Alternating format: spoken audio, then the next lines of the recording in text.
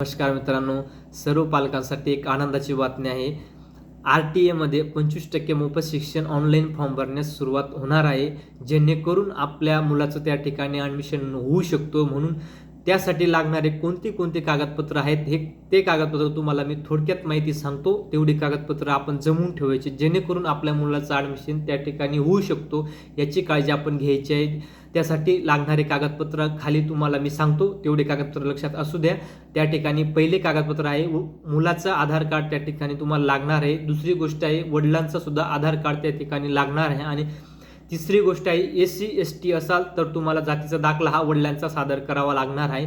चौथी गोष्ट आहे रहिवासी दाखला हा तुम्हाला तिथं सादर करावा लागणार आहे. आणि पाचवी गोष्ट आहे उत्पन्नाचा दाखला सुद्धा तुम्हाला त्या ठिकाणी सादर करायचा आहे. म्हणून सर्व पालकांनी एवढी कागदपत्र जमवून ठेवायचे, जेणेकरून आपल्या मुलाचं ॲडमिशन RTAमध्ये 25% मोफत होऊ शकतो. याची काळजी आपण घ्यायची आहे. अधिक माहितीसाठी आमच्याशी संपर्क करू शकतात. धन्यवाद.